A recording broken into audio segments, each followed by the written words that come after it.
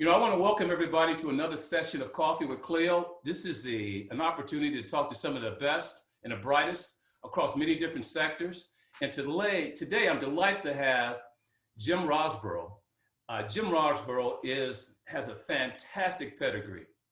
Not only has he been inducted into the Illinois Coach Hall of Fame, but he also is an NCAA champ with the University of Arizona. In addition to that, he's responsible for recruiting a lot of talent into the NBA, but he has a stellar career at the University of Iowa.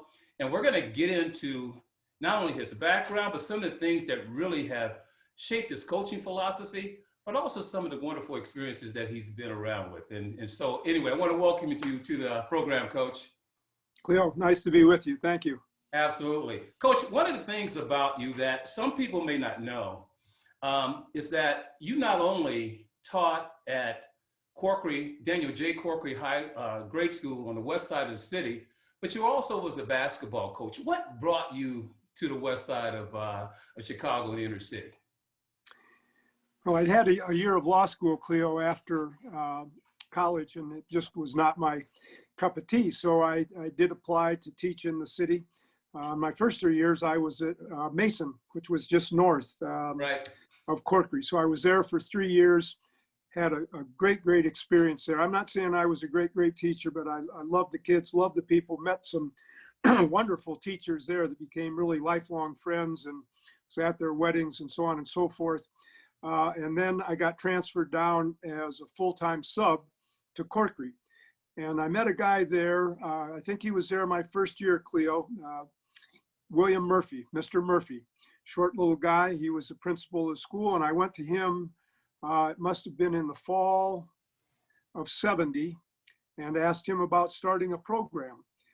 Kind of how it got started, Cleo, was I think some of the kids, and this may have still been at Mason, but I think maybe it was early at Corkery, some of the kids on the playground who would be there after school knew that I was playing in city leagues all over Chicagoland and all this and basketball background. So they asked me to take them over, get to the name of this, to, I think there was a park there named Franklin Park that was pretty close. Yes, they asked if I would take them over to a tournament there, and I know that park is named after you. But in any event, we went over there and so on. And then in that fall, I talked to Mr. Murphy about starting a team. And I was thinking about this previous to our conversation today. It was kind of a one-man show. We got the kids together, we had tryouts and everything else, and usually kept 12 or 13 kids, got uniforms. Mr. Murphy jumped right on board. The interesting thing, Cleo, and you look back as to just, people in your life that have made a huge difference, and Mr. Murphy did. Because there was a little bit of clamor in the neighborhood. I mean, I looked in the mirror and saw I was a white dude, and I couldn't help that. But Mr. Murphy jumped in and had my back the whole way on this program. So we got uniforms, we got cheerleaders. Some of the parents kicked in, and we had cheerleaders in uniform. We'd set up the stage, so it was a one-man show, setting up the chairs for the games in the old Corkery gym, as you know, with a nice linoleum floor. Right. And we charged a dime to get in. And I had to pay the refs, and there were some really loyal refs out there, Cleo. $7 a game for each guy. So I had to at least have, $14 of the gate to pay the refs. And, I was broke as anything. But that's how it kind of got started. And it really became a very, very good part of, I think, the school feeling really good about itself. And we traveled all over the city to play. We came down to my hometown, Moline, Illinois, with the kids, I think 2, maybe 3 years. I don't know if you did that one of the years, but we took a bus to Moline. So it was really a heck of a program and really good kids. And then we sent people, all over the city, Udavon, Steuben, and, kids all over to Leo High School. And a lot of kids went on to play afterwards and over to Farragut, which was a neighborhood school. It was, I look back, to be honest with you, and it was probably as fun as anything I've done in my career, with all of you guys and the good friendships and the things we did and the fun we had. And, the funny thing, Cleo, Yeah. I didn't know beans about what I was doing. I didn't know help side from ball side, from pivot foot, anything. I mean, I played at Iowa with Ralph Miller, but, you know, I didn't know this stuff. But, you know, we put together a pretty good program.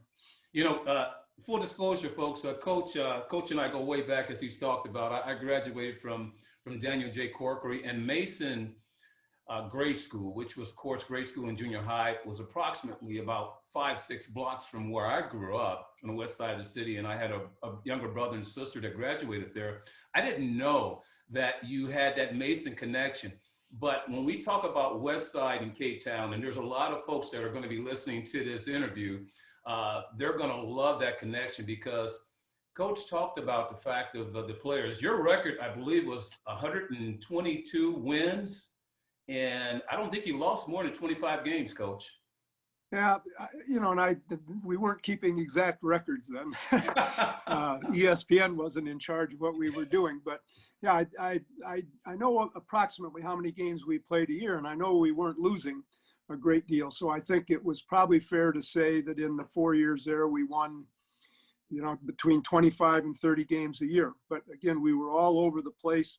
One of the really good things that made Mr. Murphy extremely happy was that we did win. They had a little district tournament, as Yes. you may recall. I do And remember we won that. that 2 or 3 years in a row, and he'd get a commendation letter from the district superintendent and all this stuff. And so that was really, really, really fun and good for the school and good for Mr. Murphy and the cheerleaders and everybody. I think, and I don't know if you would agree, but a good situation for the school.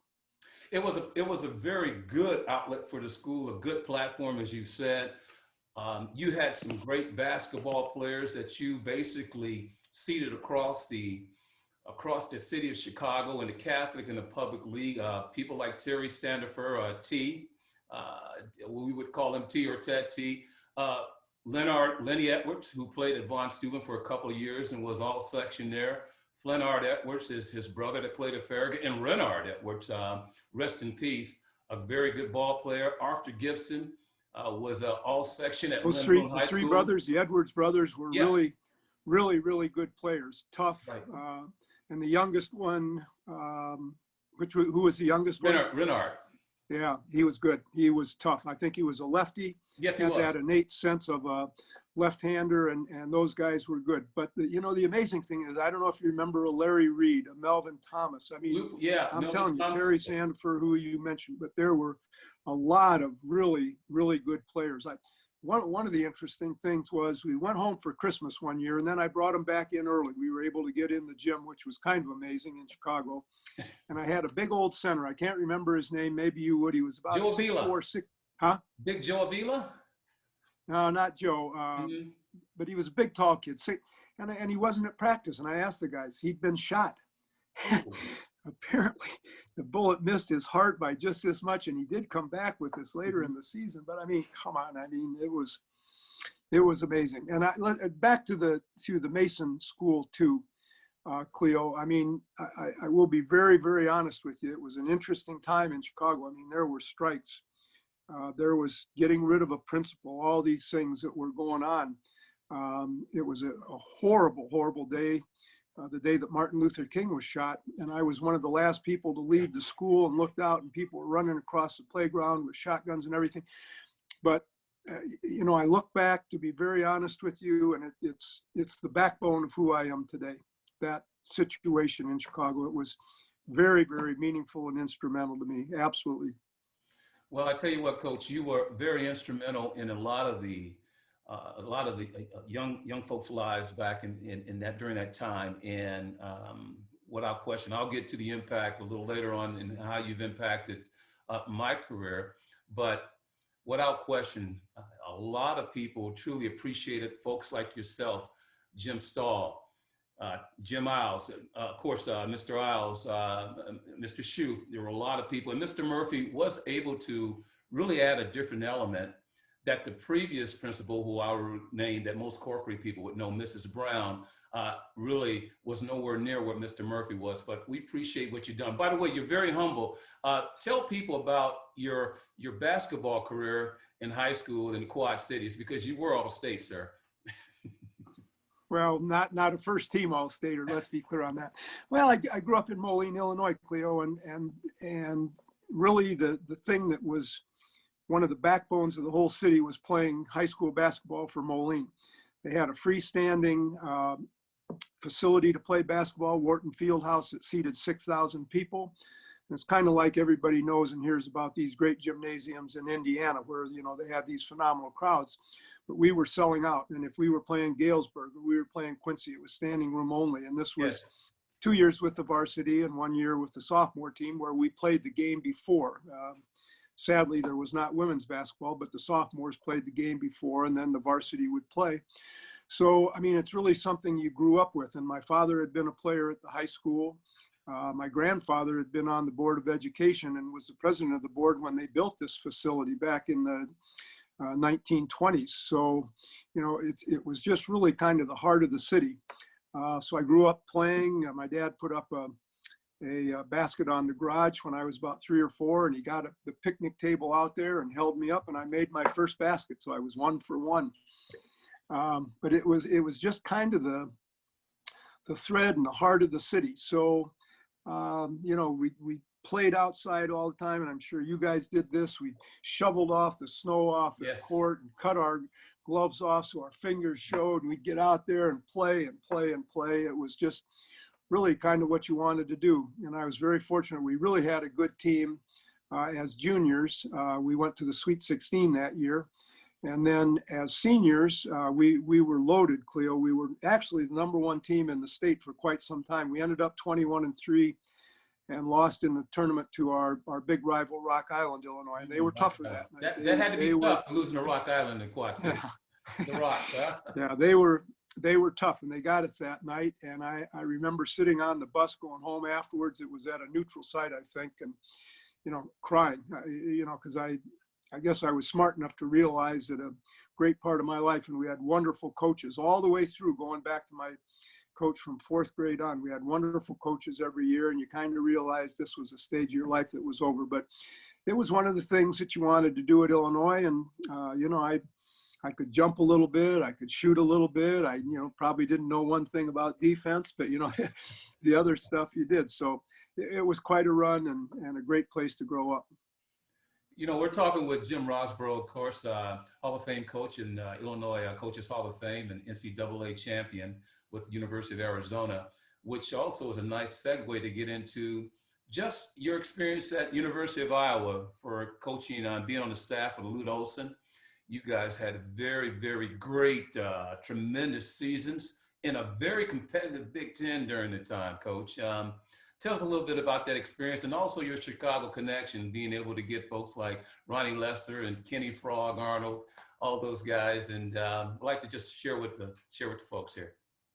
Well, I went in to interview to Elgin, Illinois. I was up in Michigan for the summer with my family, and I went in to Elgin, Illinois to interview with Lute, and I described on the Zoom call which we did honoring Lute.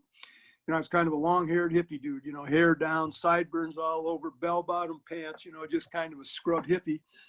And I went in and interviewed with him, but I think the big thing that helped me get the job was that I knew Chicago. And, you know, I'd been in there and been all over the place. And then my former coach who recruited me to Iowa, a guy named Sharm Sherman, still was in Iowa City. And Sharm was instrumental in telling Lute that, you know, I was a good guy, good family, all this stuff, you know. So that's how it got started. And I moved to Iowa City. I got my stuff out of Chicago and moved into my apartment in Iowa City. And within 2 days, I was on the road. Got in my old clunk car and headed due east, really into the Chicago area, and just spent then the first 2 or 3 years, I was all over the place. And it was different, Cleo, then, because there weren't all these tournaments where all the good players were. Right. So I'd be down on the south end, then I'd be up to one of the other schools where there was the tournament. I saw Isaiah Thomas, you know, and whatever the park was on the west side. And, you know, it wasn't where you could just go see all the kids at one camp. So you had to get to tournament games every night. And then in the daytime, I was in there really about 5 days a week, get into the high schools to meet the coaches, talk to them, introduce ourselves, introduce our program. I also thought about this today a little bit, Cleo. It was kind of tough early. Somehow, Lute got branded from somewhere. I mean, he'd done a great job in California, but he got branded as a little bit of a racist. And I say that in honesty. I don't know how it happened, because that is so far from the truth. but we kind of had to overcome that for a while. So, we got in and introduced ourselves to everybody and so on. We weren't real good the first year. We had some JC transfers from California, but I think we had a winning record the second year. And then we got Ronnie, and Ronnie's the guy that really turned the whole thing around. And I don't know if you totally agree, but I'm not sure Ronnie's not the best guard to ever come out of Chicago, except for you, Cleo. But I'm not sure Ronnie wasn't the best guard to ever come out of Chicago, and that includes Isaiah Thomas. And anybody else you want to name. Ronnie, before he hurt his knee, was good. But he turned us around. And then Kenny Arnold was there, Craftsison, Kevin Boyle, Vince Brookins, all these guys. And we got them in. And of all the miracles that have ever happened in sports, in 1980, we went on a run. We beat Virginia Commonwealth. First of all, that's the year that Ronnie hurt his knee. Yes. So he was out a bit, and we just eked into the tournament. We were just lucky to get there. We beat Virginia Commonwealth, and then down in Charlotte, North Carolina, we had to beat NC State that had a kid on their team, Hawkeye Whitney or whatever the guy's name is. So everybody making this big deal about, well, the Hawkeyes were playing Hawkeye, Yes. We beat them, and then we got sent to Philadelphia, and probably two of the better games of my life, of my career.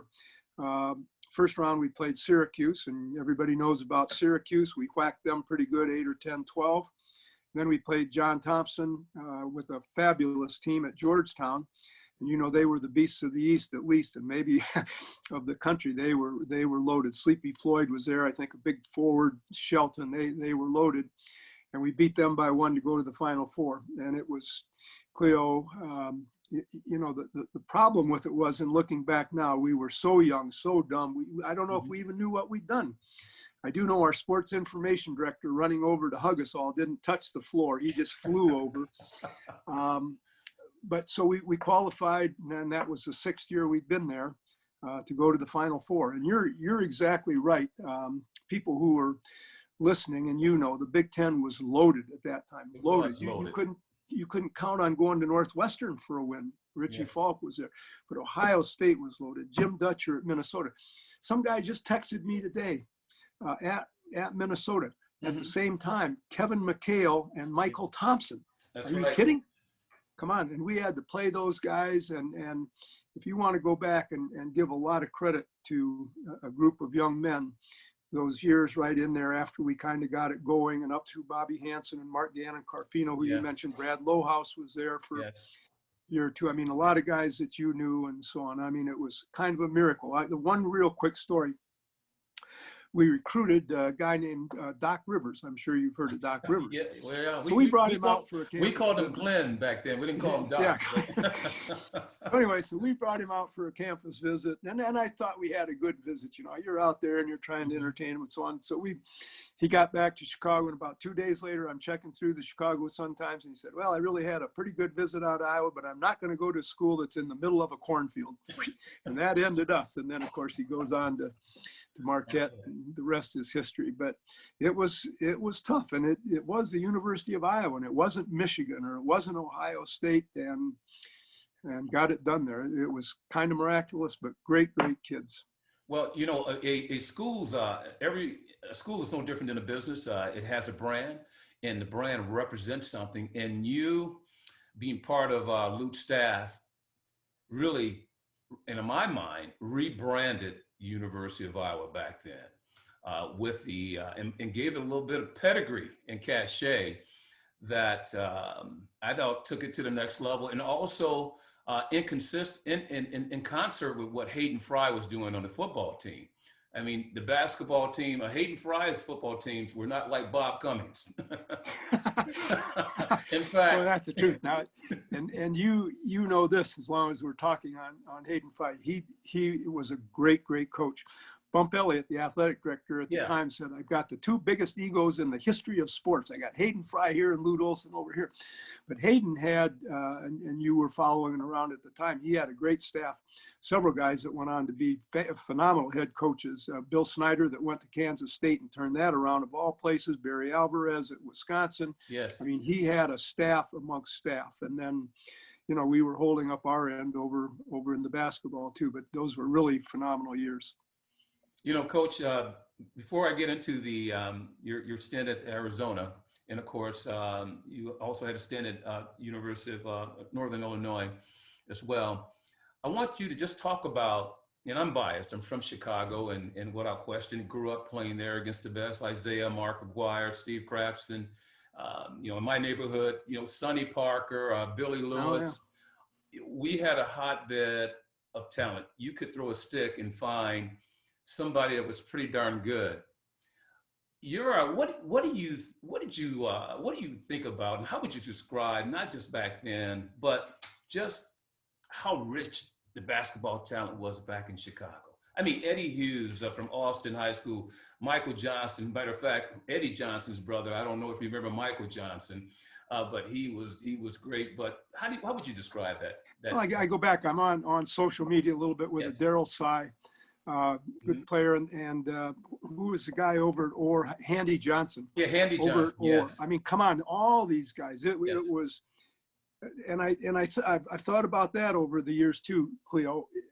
So school was out at Corkery or Mason, and there were playgrounds right from the classroom out and played basketball. And here's what I think made the kids good is, so maybe you as a fourth grader are out there and you're kind of hanging around, and all the sixth, seventh graders are out there, and all of a sudden there's a spot open. Cleo, get in here. So you're playing against these kids that are older, bigger, but you had to learn to find your way. And if you wanted to stay on the court, it was probably win or stay or some crazy thing. So, I've always felt that the time put in on the court was what made everybody, and it was all over Chicago, and it's all over the country. I'm not saying that, but I'll tell you, in Chicago, it was fierce competition. And that's kind of how you made your name and made yourself feel good, was the basketball. But every single school had some really good players. And right now the name eludes me of a school, a parochial school on the south side, but I was down there several times with seeing kids that you wouldn't think, but the city was phenomenal. And I think it stayed that way. Now I'm not in touch with it as Right. much now, but I do know we went in and found, didn't find him. He was well known, a kid at Farragut High School, Michael Wright, who came Yes. down here with us at Arizona, phenomenal. Mhm. Now that was late 1990s or something when he started with us. And then Will Bynum was with us for a year and a half or something, and he was a phenomenal player. And Crane High School. yeah, Crane High School. Yes. Exactly. Marshall over there. Now, I've read a lot about Russ Bradford's friend, Sean, can't think of his last name right Harrington, now. But John Harrington. I mean, yeah, Marshall was loaded, and Luther Bedford, when I read Russ's book, it was the truth. I mean, Luther, after the game, you'd want to stop and say hello, and he'd stare you down, and you wanted to melt and just slink out of there. But I mean, the guy, he was a darn good coach and great games. And the competition, the games were phenomenal. The crowds were phenomenal and big time. One of the greatest games I ever saw was the city championship between Phillips and Westinghouse, I think, down at the old amphitheater. Jam-packed, 7,000 or 8,000 people. And, you were lucky as a scrub coach to be able to get in to see the games. But Phillips was loaded. Yes. And again, the guy's name that was the head coach there for a while eludes me, but they were good. And your friend Steve Crafton at St. Lawrence, they were loaded for a while. So it's just ingrained in to me the nature of the city, and it's a great game. And kids wanted to get better and stay on the playground and work on their game and so on. No, that's a very good point. It is a tough game, and you take a lot of pride in not just at a very early age and not only wanting to be on the court, but earn the right and respect to be on the court, and then take it to the next level to compete well on the court. So you're absolutely right, Coach. Coach, I want to ask the next question about Arizona. You have great success on the staff with Lute there, and you guys eventually won NCAA Championship. A lot of great players. Andre Iguodala, we can talk about all the folks that you guys basically were able to help take that program to the next level. Just a question, were there any learnings from the University of Iowa that you and Lute and staff took in that success and took it to help you take it to the next level at the University of Arizona? I know two different situations, two different schools, but yet and still, some of the best practices from the past can help you toward the future. Well, I think, and I'll talk from a personal level, I think dealing with the kids in your program, I pride myself, and I hope you would go back and talk to all those kids that we had at Iowa, whether they were starters or reserves, that they were treated well and fairly. Now, we coached them, and you'd get up in their nose periodically and so on. But I hope that they would say they were treated fairly, they were listened to, their rights were respected, they were treated like young men. And we did a lot to help the kids, and all that carried over to Arizona. Now, the difference, Cleo, was when I got down here in '89, Lute had it going. They'd gone to the Final Four in '88 with people know Steve Kerr and Yes. Sean Elliott and those guys, and they really had a good team in '88. So it's not like when I got here, it wasn't loaded. It was loaded. I mean, sitting out that year, the first year I got here was Chris Mills, who was a two-time player a year in the pack. He transferred over from Kentucky. Brian Williams, who Chicago people know as Bison Dele. He was sitting out for a year, but the Sean Rooks, the talent was here. But I do think a lot, just in answer to what you said, a lot of the things of treating the kids with respect and listening to them and them being able to come to you and talk privately. And we were demanding but fair. I think all those same things that got us going at Iowa. And if you talk to Ronnie, or very sadly, you can't talk to Kenny Arnold now, but I think that trust factor and being treated well and listened to. And I'm sure in your profession, one of the things, and sometimes it's a little bit hard because we coaches like to talk, but to be able to listen. And not only listen, Cleo, but hear what is being said and what's coming from the kids' hearts and all that. And I don't mean that in a big emotional thing, but kids, people look out there and say, well, they're just these athletes and they have no problems and it's wonderful and they don't have girlfriend problems, they don't have eating problems, their stomach isn't upset, all these things. Come on. So I think here as well, if you were to talk to the kids, now they're young men, some of them older, that they were treated with respect, treated well. We were demanding. They knew they were going to have to work at practice. They knew they were going to have a chance to win every single game. I can tell you in all honesty, Cleo, I don't think we, in 18 years here at Arizona, that we ever went into a game that we didn't think we could win. Now, obviously, we didn't win them all, but, they were prepared. They knew they were prepared. It was a type of basketball that was fun up and down the court with good defense and treated with respect. We stayed in, and this is Arizona, I'm sure the big programs, Kentucky, we stayed in nice hotels. We ate in nice places. We treated the kids as well as you possibly could. And the return was you guys, get out and work hard for us on the court. We never did the old trick of losing a game and go to McDonald's. We never did that, but treat the kids with respect and listen and talk to them, and that they have your trust and know they can come to you and talk. Those were true both places, and my one stop at Northern Illinois as well. Coach, the Iowa State, of course, is a big rival, and maybe Johnny Orr was the, he's an icon, but I believe his success came a little later. And any stories about Iowa State and that rivalry at the time? I don't know if, in fact, if they were quite up to par with you guys as of yet. No, and it's kind of the same, Cleo, with Arizona State up here. I mean, some people thought that was a pretty big rivalry, and I'll get back to Iowa State. But in my time here, the big rivalry, and it wasn't even UCLA, it was Stanford. Mike Montgomery was there, and they were loaded, as you know, #1 team in the country for a while. And we'd play them, we'd be 5, and they'd be 1, or vice versa. In Arizona State, the biggest thing that came out of that was Lute and Bill Frieder did these commercials that are still legendary that, had a lot of humor and so on. And it was the same thing a little bit with Johnny Orr. And now he's a good coach. And maybe he went to a Final Four at Michigan. I can't recall, but he was a good coach. And in fact, your friend Steve Krafsison was on his staff for a while at Iowa State. But they did some commercials and they had fun. And, I remember one time, and I can't remember exactly why, but Johnny Orr came, and they were playing at our place, and he brought down a basket lunch and put a blanket out on the floor and had a lunch down there or something. And I don't recall the whole gist of why that happened, but it was a good and friendly rivalry. But at the time we were better than they were. And so it was an in-state rivalry game. And in fact, for a while, Drake was pretty good.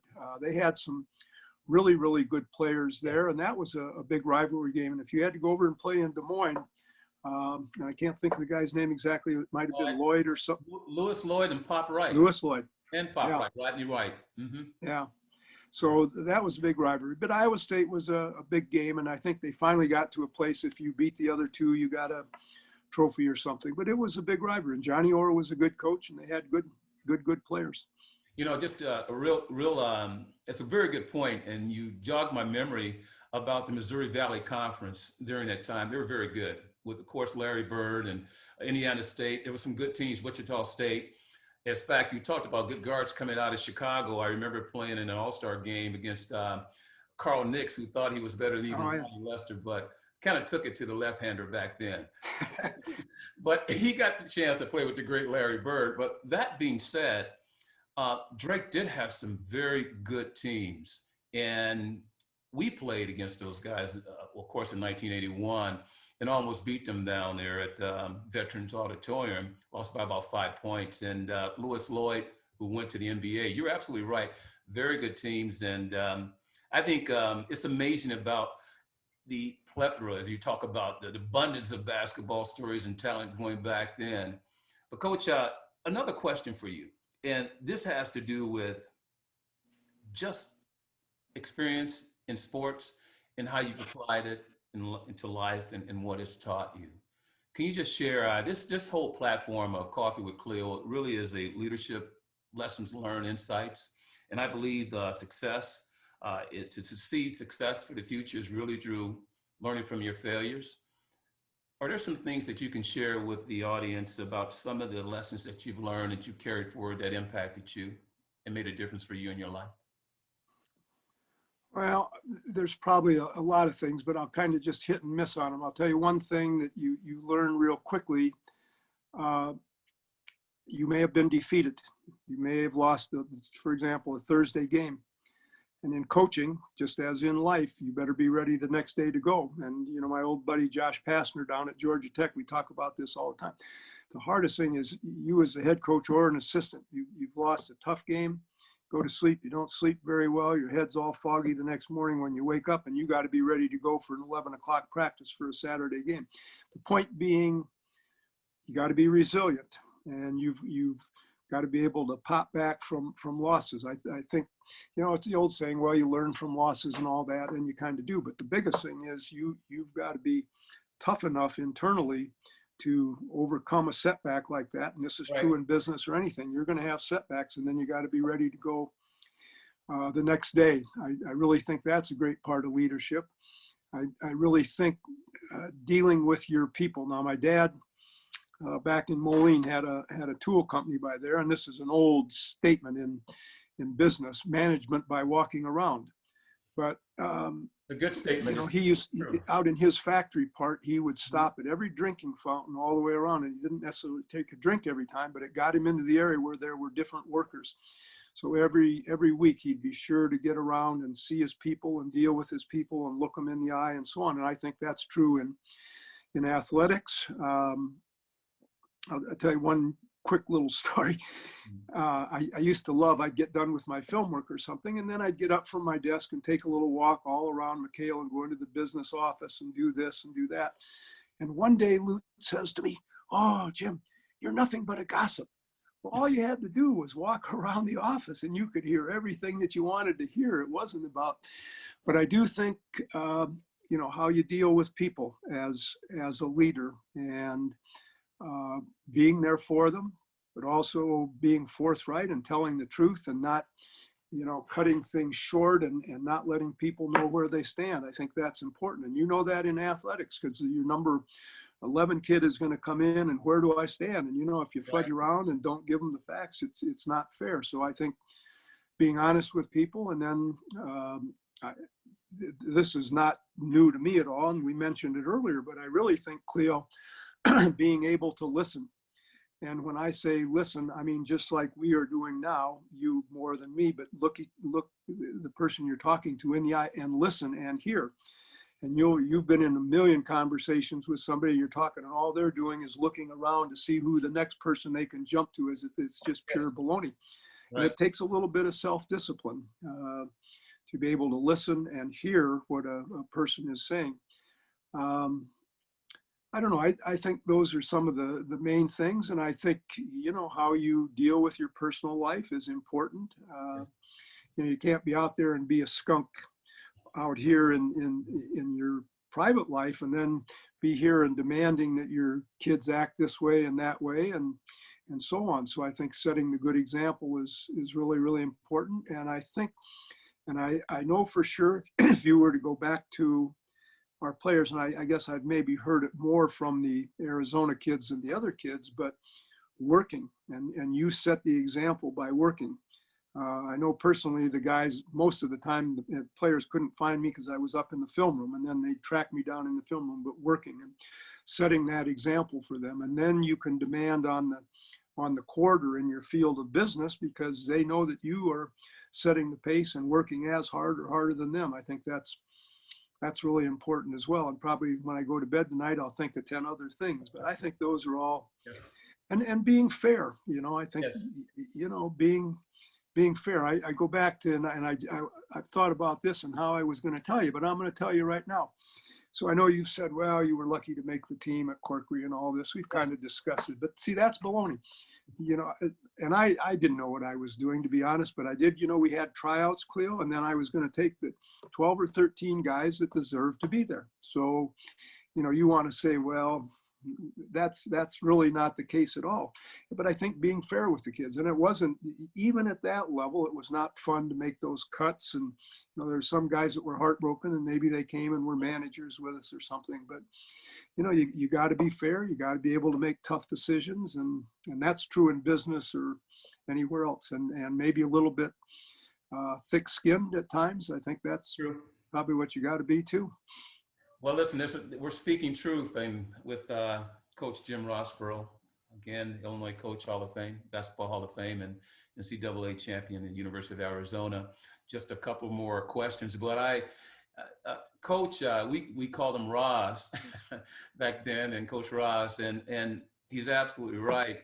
I was the last guy that he picked on the team. And I do have to share the story because it's in the book. I wrote this in the book as a dedication and thanking you. In 8th grade, I'm 5'6" and 150 pounds with no basketball talent. But I was a good football player and a good wrestler. And I planned to, I was accepted at Lane Tech to go to school, and I was going to play football because I had a great football team. All the good football players were also good basketball players. I just didn't happen to be one. You talked about Larry. We called him Preacher. Preacher was very good. Michael Houston, Little Moose, all those guys, Kevin Smith. We had a lot of Anthony Rogers, Michael Harvey, a lot of great guys. I just said, okay, I don't want to be left on the side. I'm going to go out. I can remember when Coach posted the names on the list, and I'm just cataloging, and there's my name. Best day in a life. And what that did for me, as I was on third string, it helped me understand that I didn't want to be on the bench. Two, that I love basketball. So, Coach, you changed my life. I appreciate that. And thanks. Yeah. Coach, but I want you to know. I mean, there was a rhyme and reason to it, and if we had 12 or 13 people, it was.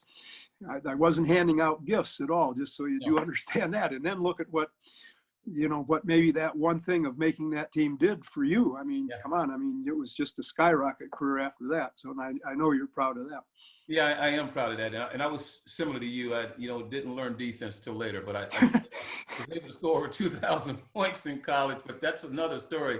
Coach, just two more questions.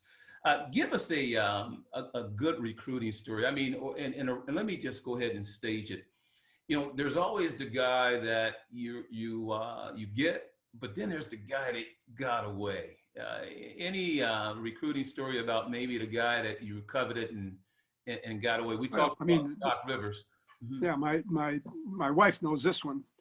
And it's a great player. Again, also one of the probably three best in the history of Chicago, Isaiah Thomas.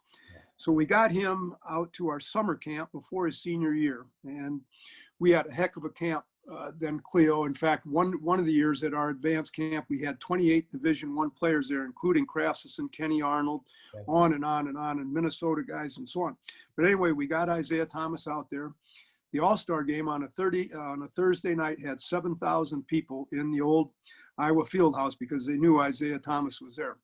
So, we got to know him out there. And as a senior, I saw Isaiah play 26 times.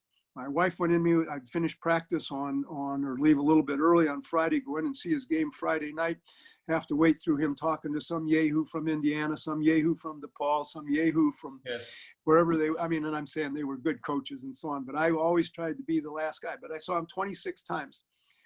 And we, courted his mother within the guidelines of the rules, loved her. I think she liked and trusted us. And then as the story goes, and it's not to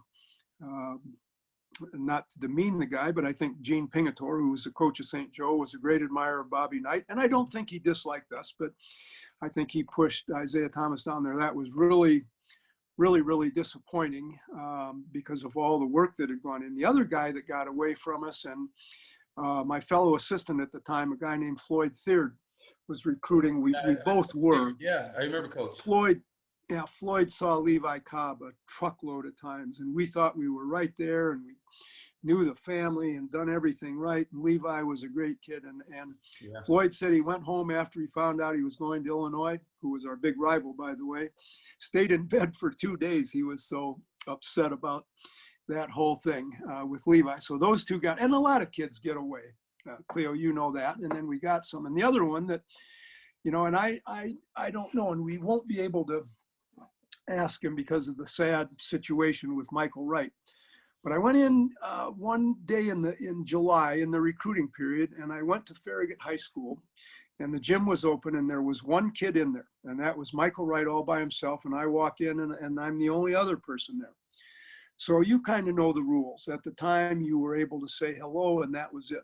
That's it. So Michael Wright comes over, we say hello, shake hands or what, and didn't speak to him the rest of the time, right within the guidelines of the rules. Now, I could have been in there and gone out and started passing to him and talking to him and everything else. And I've always looked back and kind of wondered, because we did get Michael down here and he had a phenomenal career, if somewhere in the back he didn't appreciate the fact that somebody had stayed within the guidelines and the rules. And again, it would have just been easy as pie to get in there and violate everything that was going on. So that was kind of an interesting one. And then the other one also involving Michael Wright, and maybe you even would have heard of this. And apparently somebody was, I guess, upset with Michael, and he was coming out of the gym one night at practice, and somebody distance away takes a pop at him with a rifle and hits his teammate in the ankle, which of course destroyed that kid's career. But I mean, you talk about, tough kids and tough neighborhood and growing up, somebody's taking a shot at you, And so, but anyway, he got down here and he was one of the favorites. One of the great stories with Michael. These guys were nuts. Now this is Luke Walton and all these guys, and they were crazy. Richard Jefferson, they were crazy. But we'd go into my room to watch film. And so they'd sit on the chairs or on the corner of the bed and all this. And I guarantee you, every night after film on the road, here was about 8 guys piling on top of Michael Wright with Luke Walton leading the way and getting him down there and run. And they had more fun than you could shake a stick at. And here was Michael, a city kid, and a little shy and bashful in some ways, but had a great experience with those guys. Those are some of the really good memories. And then the recruiting things, guys get away. I'll tell you one of the other ones. This was a sad one, and the guys remained a good friend. I know you know Ray Roan. Yeah. And it boiled down to Ray Roan or Kenny Arnold. Right. And Ray, we've stayed friends, and I think I kind of was instrumental in getting his son down here to school as well. We've remained good friends, but that was one of the hardest things, Cleo, I had to do, was to tell Ray we couldn't get him here. I think he visited, and he's a great person. That was heartbreaking to me on the other end of having to tell somebody. I think that's again, speaking with my friend, former coach, and of course, someone I admire, that's Jim Rosborough, NCAA champion, University of Arizona, of course, a longtime successful basketball coach, inducted into the Illinois Coaches Basketball Hall of Fame. Coach, you just shared a ton. And I don't think often, as players, and I was recruited twice from junior high school to junior college, and after junior college to the 4-year school after my 2 years there. But I understand. I mean, but I don't know if people understand just that it goes both ways. As you've talked about some of the heartfelt, of course, experiences and the decisions, both that tug at you for the ones that got away or the ones that you couldn't bring along. And it's a two-way street. And I know that these kids sometimes leave with their heart broken. As one kid, his heart's broken, another one is joyous because they have the scholarship. But you shared a lot of great advice, active listening, and you talked about the fact of treating people right, the art of communication, and letting people know where they stand. And also, I love this managing by going around and listening, visiting the water cooler, visiting out on the shop floor as your dad talked to you, and also the hard work and the work ethic of always trying to, as they would say with Stephen Covey, before you use the saw, you need to spend time sharpening the saw. Coach, a lot of great advice from you. And I enjoyed this session speaking about your experiences, which are vast. And anything else you'd like to say before we depart here? I'm glad to have you, and specifically to the Corkery folks Yeah, listening to this. that's absolutely. And beyond that. Yeah, Cleo, that's really where it got started. And I mean, I do, honest to heaven, I look back at that experience a lot, and really, they are some of the best times that I ever had with all of you. The other thing, just on a updated note now, I am coaching, well, when we get back to it, young ladies at our local junior college, our local community college here, which is also about as much fun as one person's allowed to have, but we've been good. But, I think the big thing, Cleo, and I say this in all honesty, and this goes from the first day at Corkery to our last game last year. I have been blessed with really great people, and I don't want to sit here and get all emotional about it, but I've been lucky to have great people around and supportive parents. In most cases, you go back to Mr. Murphy. I still have letters from him that he sent in the off season and how much he was involved. I would like to interject one other real quick story. We got time? Yeah, absolutely, we do. So you know that for you, Coach. Yeah. You know that periodically on the west side, and maybe it was all over the city, but people broke into the schools and tore up the classroom. They always said they did it, whoever they were. So this was one time at Corkery, maybe my last year, maybe the next to last year, but there was a big break in there, and desks were overturned and classrooms, and just everything was just a mess. But Mr. Murphy had been kind enough to buy a nice 6-foot-high trophy case, nice glass on all sides, and we loaded it up with trophies, of which you were part. We loaded them up in the district track meet. I mean, we were killing people in the local track. And here sat this trophy case right when you came in the entry in the foyer there. Nobody touched it. Nobody touched it, and there it stood. And I look back on that and say, well, maybe our efforts were pretty good and respected in the community. So that is one thing that's always stuck out in my mind. But, in answer to your question, really, really good people. You talk about Terry Sandifer and the Edwards guys and Larry Reed and Michael Houston and all up and down the line. Robert, what's his doodle with long hair? I can't think, but I mean, so many, Will Wallace, all those guys. It's really been a good run, and all the way through Iowa, Northern Illinois, Arizona. I coached women's tennis down here for a while at the University of Arizona, very high level, loved that. And now this community college with the girls, and it's just been a ride that nobody deserves. So it's been terrific. Coach, I appreciate you. Thanks so much. And by the way, people may not know you do and always had a good tennis game too. So Coach is pretty good. And folks, I want to thank Coach Rosborough today for his time. He's the best. And I will say the best guard I've ever played against in Chicago was Isaiah, the best. Yeah. I've never seen anyone. I mean, and Chicago, it's saying a lot. Ronnie had a nice crossover, and he would work that.